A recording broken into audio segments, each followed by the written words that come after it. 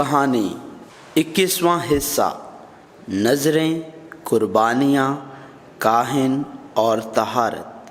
احبار، پہلا باب تا 22 باب۔ اب ہم احبار میں داخل ہیں۔ بائبل کو پڑھنے والوں کے لیے احبار بائبل کی ایک مشکل اور سخت کتاب ہے۔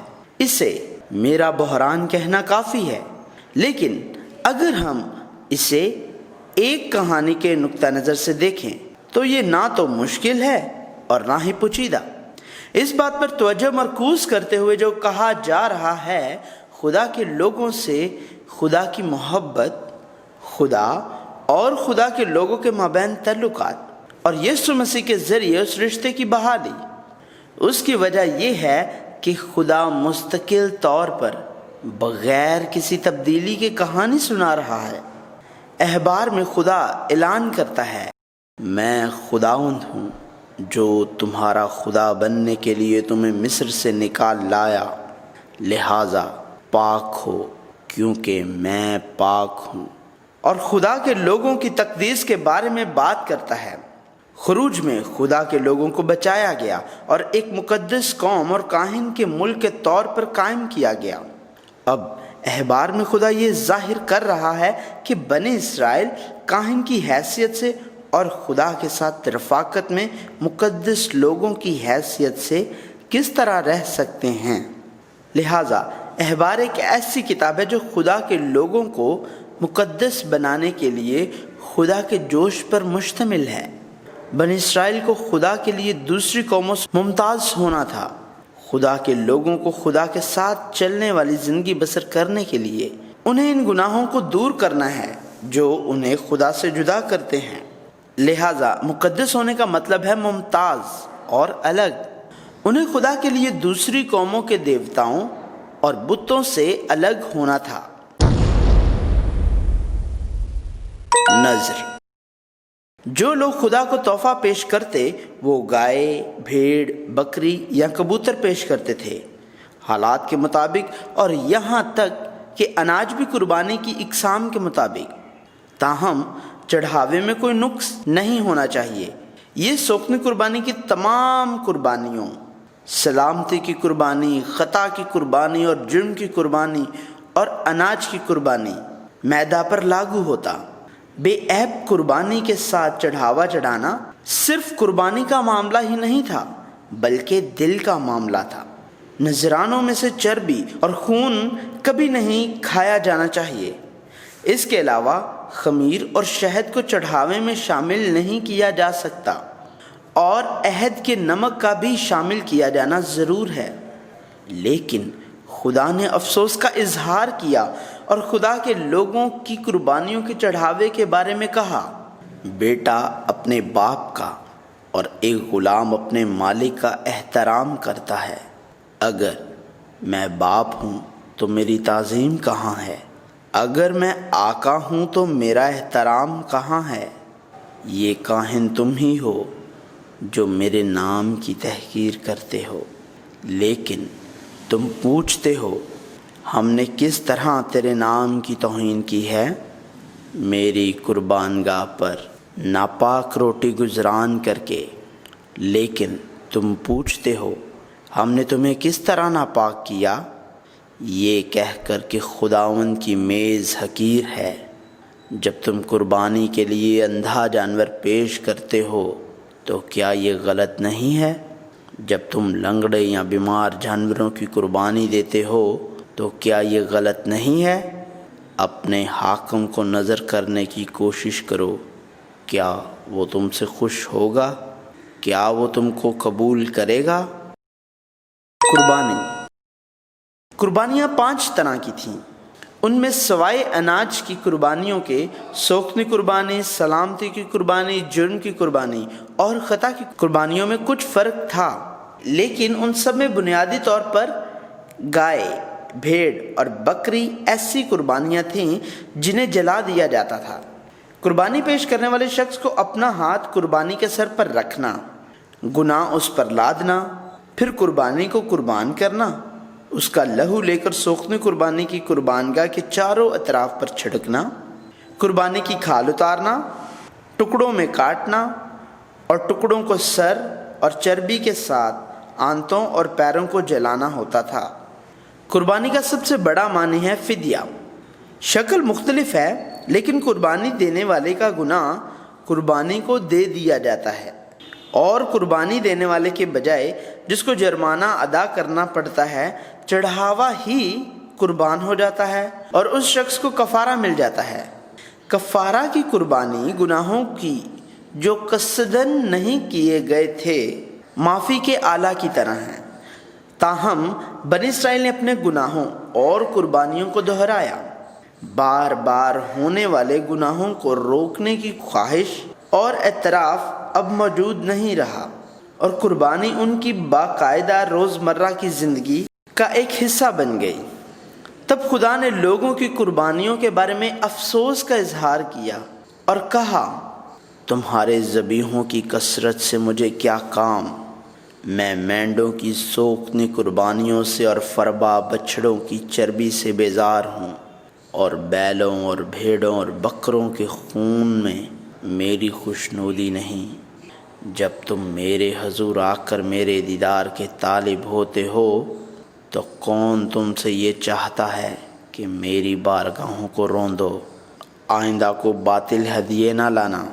بخور سے مجھے نفرت ہے، نئے چاند اور سبت اور عیدی جماعت سے بھی، کیونکہ مجھ میں بد کرداری کے ساتھ عید کی برداشت نہیں۔ نذروں اور قربانیوں سے لے کر کاہنوں تک۔ خیمہ بننے اور ہارون اور اس کی اولاد کے کاہنوں کے طور پر قائم ہونے سے پہلے خدا کے لوگوں جیسا کہ قائن اور حابل، نوح، ابراہیم، اسحاق اور یعقوب نے خود قربانیاں گزرانی۔ لہٰذا نذرانوں اور قربانیوں سے زیادہ اہم چیز وہ شخص تھا جس نے قربانی گزرانی۔ اس کی وجہ یہ ہے کہ بغیر نقص کے ساتھ کسی قربانی کا انتخاب، وقت، طریقہ اور قربانی گزرانے کے طریقہ کار کا فیصلہ کاہن کے ذریعے کیا جاتا تھا۔ اسی لیے خدا نے کہا کہ اسے قائن اور حابل کی پہلی قربانی کے دوران حابل کی قربانی ہی نہیں بلکہ اس نے حابل اور اس کی قربانی کو قبول کیا۔ اسی طرح اس نے یہ نہیں کہا کہ اس نے قائن کی قربانی قبول نہیں کی، بلکہ اس نے قائن اور اس کی قربانی کو قبول نہیں کیا۔ تاہم قربانی دینے کی جگہ کے بعد خیمہ تعمیر کیا گیا اور قربانیوں کی صدارت کرنے والے کاہن کا انتخاب کیا گیا تھا۔ کاہنوں نے اس اہم کردار کو سنبھالا۔ کاہن خیمہ تعمیر ہونے کے بعد وہ کاہن تھے جو بے عیب نذرانوں کے ساتھ قربانیوں کی صدارت کرتے تھے۔ جس طرح قربانی کو بے عیب ہونا تھا، اسی طرح کاہنوں کو بھی بے عیب ہونا تھا۔ اسی لیے خدا نے موسیٰ سے کہا، پھر ہارون کو مقدس لباس پہناؤ، اسے مسح کرو اور اس کی تقدیس کرو تاکہ وہ کاہن کی حیثیت سے میری خدمت کرے۔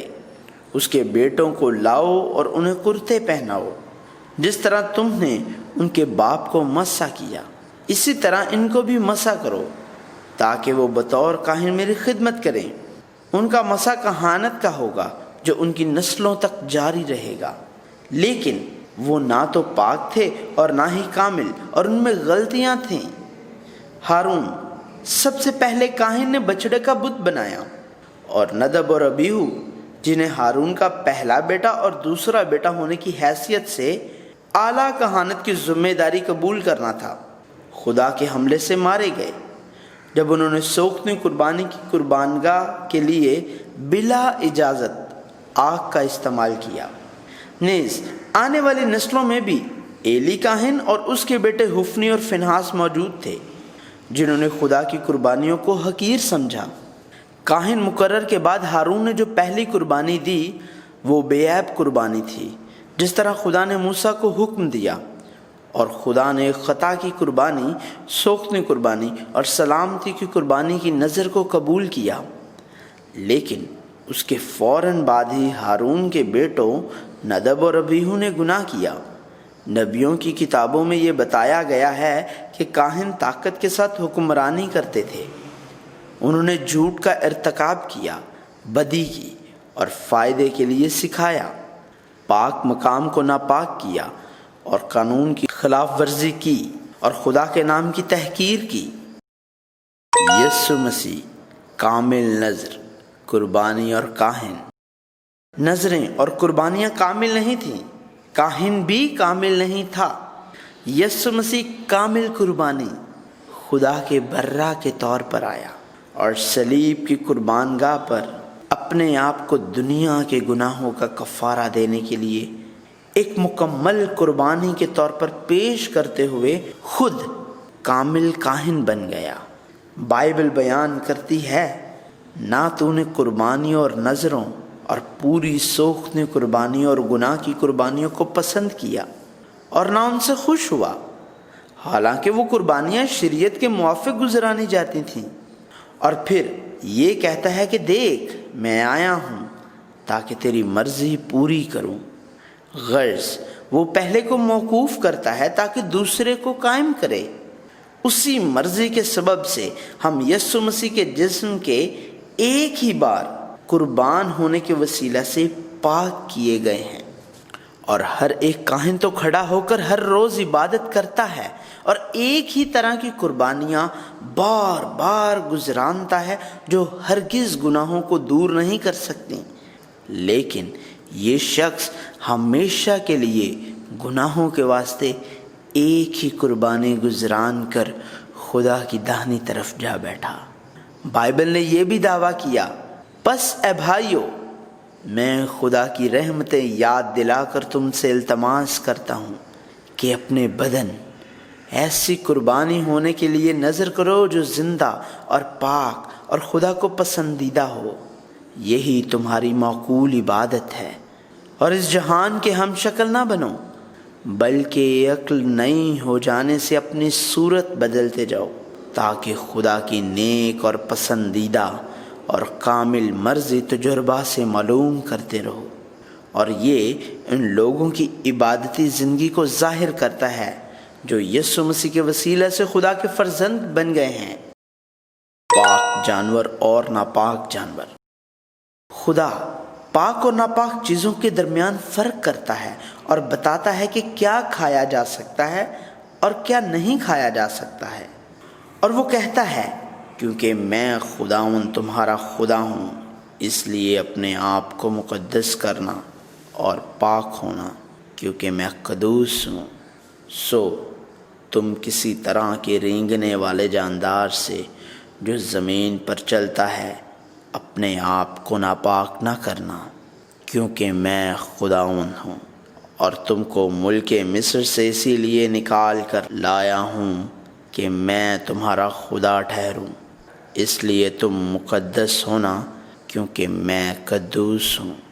احبار میں پاک اور ناپاک جانوروں کے درمیان فرق لوگوں کی زندگیوں میں فرق کرنا تھا۔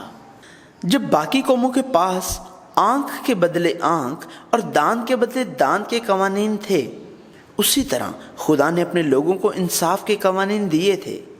خدا نے انہیں کھانے کے لیے ایک امتیازی مقام عطا کیا جو باقی اقوام بغیر کسی امتیاز کے استعمال کرتی تھیں، یہاں تک کہ جب اپنے معبودوں کی خدمت کر رہے ہوتے۔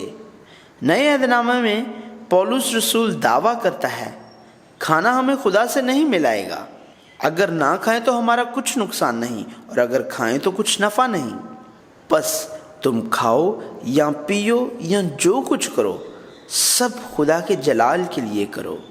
لہٰذا یہ خود کھانے کا معاملہ نہیں ہے بلکہ ممتاز زندگی کا معاملہ ہے۔ کھانا انہیں مقدس نہیں بناتا تھا، لیکن عطایت نے ان کو ممتاز کر دیا۔ کاہن اس کا انتخاب کریں گے۔ قربانیوں اور ہدیوں سے زیادہ اہم وہ لوگ ہیں جو قربانی پیش کرتے ہیں، اور وہ لوگ جو قربانیوں کی نگرانی کرتے ہیں۔ لہٰذا اگر کاہن کامل ہے تو قربانی اور چڑھاوا دونوں کامل ہو سکتے ہیں۔ احبار کی کتاب اب کاہن کے قوانین، کاہن کا تقرر اور کاہن کی پہلی قربانی سے چلتے ہوئے پاک اور ناپاک جانوروں پر اور ان کاہنوں کی کہانیوں پر جو جننے کے بعد عورت کے لیے طہارت اور جلد کی بیماری کی صفائی کا فیصلہ کرتے ہیں کے ساتھ چلتی ہے۔ کاہن جلد کی بیماری کی جانچ کر سکتا ہے اور اسے پاک یا ناپاک قرار دے سکتا ہے۔ اگر کاہن اسے پاک قرار دیتا ہے تو وہ پاک ہے، اور اگر اسے ناپاک قرار دیتا ہے تو وہ ناپاک ہے۔ جب کاہن نے کفارہ دیا تو اسے معاف کر دیا گیا۔ ہمیں یسوع مسیح کے ذریعے معاف کر دیا جائے گا جو ایسے کامل کاہن کی طرح آئے گا۔ خواہ وہ عورت جس نے اپنے بچے کو جنم دیا وہ پاک ہے یا نہیں، اصل گناہ کے بارے میں ہے، اور جلد کی بیماری جو ان کی زندگی کے دوران ہوتی ہے وہ ان کے عملی گناہ کی وجہ سے ہے، لہٰذا اسے کامل کاہن یسوع مسیح کے ذریعے پاک کیا جا سکتا ہے۔ یہی خداوند کا حکم ہے۔ خدا نہ صرف کاہنوں کو بلکہ اسرائیل کی ساری اولاد کو موسیٰ کے ذریعے حکم دیتا ہے۔ کوئی بھی اسرائیلی جو لشکرگاہ کے اندر یا باہر کسی گائے، بھیڑ یا بکری کو پکڑتا ہے ضرور جانور کو پہلے خیمہ اجتماع میں لائے اور خیمے کے سامنے خدا کے لیے چڑھاوا چڑھائے۔ بصورت دیگر وہ لوگوں میں سے کاٹ ڈالے جائیں گے۔ یہاں تک کہ اگر جانور کھیت سے پکڑا جاتا ہے تب بھی اس نذرانہ کو خیمے کے دروازہ پر لایا جائے اور کاہن کو دے، تاکہ وہ سلامتی کی قربانی کے طور پر خدا کے لیے قربان ہو۔ خدا نے حکم دیا کہ تمام قربانیوں کو خیمے کے سامنے قربان کیا جائے، کیونکہ اگرچہ بنی اسرائیل کا جسم مصر سے نکلا تھا لیکن ان کی طرز زندگی کو اب بھی قدیم قربانی کی رسومات کا شعور تھا، وہ اسے بیہودہ طریقے سے کرتے۔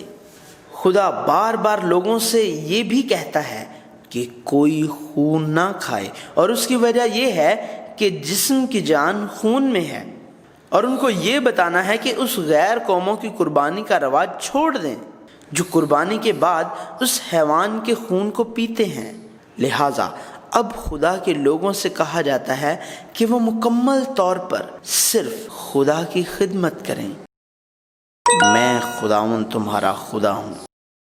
خدا نے موسیٰ کے ذریعے ایک بار پھر کہا، میں خداوند تمہارا خدا ہوں۔ لہٰذا اس نے کہا، تم ملک مصر کے سے کام جن میں تم رہتے تھے نہ کرنا، اور ملک کنعان کے سے کام بھی جہاں میں تمہیں لیے جاتا ہوں نہ کرنا، اور نہ ان کی رسموں پر چلنا۔ تم میرے حکموں پر عمل کرنا اور میرے آئین کو مان کر ان پر چلنا۔ میں خداوند تمہارا خدا ہوں، سو تم میرے آئین اور احکام ماننا، جن پر اگر کوئی عمل کرے تو وہ انہی کی بدولت جیتا رہے گا۔ میں خداوند ہوں۔ اور جو کہا جا رہا ہے وہی ہے جو پہلے ہی کہا گیا تھا۔ بتوں کی عبادت کرنے کے لیے جانوروں کو پکڑنے اور خون پینے کے ساتھ ساتھ بے حیائی کرنے کے رواج کی پیروی نہ کریں۔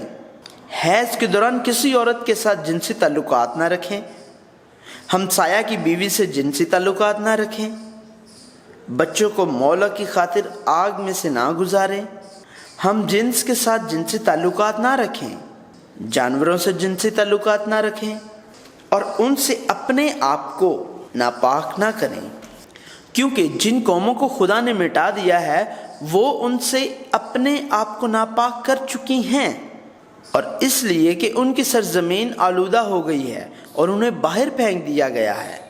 اگر بنی اسرائیل ایسا کرتے ہیں تو وہ زمین اسرائیلیوں کو بھی پھینک دے گی۔ خدا کے لوگوں کو خدا کے لوگوں کی زندگی گزارنی ہوگی، کیونکہ خدا اب ان کا خدا ہے۔ پاک ہو، تمہارا خدا پاک ہے۔ خدا نے موسیٰ کے ذریعے ایک بار پھر کہا، پاک ہو کیونکہ میں خداوند تمہارا خدا پاک ہوں۔ غیر قوموں کی طرح بدکاری کے مرتکب نہ ہو، والدین سے ڈریں، سبت کا دن مانیں، دوسرے معبودوں اور دیگر بیکار چیزوں کی طرف رجوع نہ کریں۔ جب خدا کو سلامتی کا ذبیحہ گزرانو تو اس کو اس طرح گزرانو تاکہ وہ اسے خوشی سے قبول کرے۔ جب سلامتی کی قربانی کھاؤ تو اسے ایک خاص مدت کے اندر کھاؤ۔ اناج کی کٹائی کرتے وقت بھی انگور کے باغ کا پھل چنتے وقت بھی کچھ غریبوں اور پردیسیوں کے لیے چھوڑ دو۔ چوری نہ کرو، دھوکہ نہ دو، جھوٹ نہ بولو، خدا کے نام کی جھوٹی قسم نہ کھاؤ، پڑوسیوں کو دھوکہ نہ دو یا نہ لوٹو، مزدوروں کو وقت پر مزدوری دو، معذوروں کو نہ کوسنا، انصاف کے ساتھ انصاف کرو، غیبت نہ کرو، منافع کے لیے قتل نہ کرو، اپنے بھائیوں کو سرزنش کرو لیکن اپنے دلوں میں ان سے نفرت نہ کرو، دشمنوں سے انتقام نہ لو یا اپنے بھائیوں سے بغض نہ رکھو، اور اپنے پڑوسی سے اپنی مانند محبت کرو، چوپایوں کو غیر جنس سے نہ بھروانا، دو قسم کے بیج ایک ساتھ نہ بونا، دو قسم کے ملے جلے تار کا کپڑا نہ پہننا، ایک شادی شدہ عورت کے ساتھ سونے کا آئین موجود ہے، اور جب وہ ملک کنعان میں پہنچ کر قسم قسم کے پھل کے درخت لگائیں، وہ تمہارے لیے 3 برس تک نامختون ہوں اور کھائے نہ جائیں، اور چوتھے سال ان کا سارا پھل خداوند کی تمجید کے لیے نذر ہو، اور 5ویں سال سے اس کا پھل کھایا جا سکتا ہے۔ خون سمیت کچھ نہ کھائیں، نہ جادو منتر کریں یا شگون نہ نکالیں، سر کے اطراف کے بال نہ کاٹیں یا داڑھی کے کناروں کو نہ تراشیں، مرنے والوں کے سبب سے جسم پر کچھ نہ کدوائیں، اپنی بیٹی کو کسبی نہ بنائیں، خدا کے سبت کا دن مانیں، مقدس کی تعظیم کریں، جادوگروں پر یقین نہ رکھیں یا جنات کے یاروں کی تلاش نہ کریں اور ان کے ذریعے ناپاک نہ ہوں، بوڑھوں کا ادب کریں اور خدا سے ڈریں، تمہارے ساتھ رہنے والے پردیسیوں کے ساتھ بدسلوکی نہ کریں اور ان کے ساتھ دیسی کی طرح سلوک کریں، عدالتوں میں یا پیمائش کرتے وقت بے ایمانی نہ کریں بلکہ ایمانداری سے پورا وزن اور پورا ایفا اور پورا ہین رکھیں۔ خدا نے خدا کے لوگوں سے کہا کہ وہ غیر قوموں کے رسم و رواج پر عمل نہ کریں لیکن خدا کے تمام احکامات اور قوانین کی تعمیل کریں۔ اب تمام طرز زندگی خدا اور خدا کے کلام نے دیے ہیں، یہ اس لیے ہے کہ پاک خدا ان کا خدا بن گیا۔ میں خداوند تمہارا خدا ہوں جس نے تمہیں تمام قوموں سے ممتاز کیا۔ خدا نے ابراہیم اور موسیٰ کے زمانے سے ہی کنعان، دودھ اور شہد کے ساتھ بہنے والی سرزمین کے بارے میں بات کی تھی، اور اب اس نے پھر کہا کہ وہ کنعان کی سرزمین دے گا جہاں دودھ اور شہد بہتا تھا، اور یہ کہ خدا نے اس کے لیے اسرائیلیوں کو ممتاز کیا۔ لہٰذا خدا کے لوگوں کے اعمال پردیسیوں جیسے جو دیوتاؤں کی پوجا کرتے ہیں نہیں ہونے چاہیے، اور ان کے جسم کو ناپاک نہیں کیا جانا چاہیے۔ خدا کے لوگوں کے پاک ہونے کی وجہ یہ ہے کہ خدا جس نے ان کو خدا کے لوگ بنایا پاک ہے، اور پاک خدا نے ان کی دوسری تمام قوموں میں ممتاز کیا تاکہ وہ اسرائیلیوں کو اپنی ملکیت بنائیں۔ میں خداوند ہوں جو ان کو پاک کرتا ہوں۔ خدا موسیٰ کو بتاتا ہے کہ ان احکامات کو کاہنوں نے ماننا ہے۔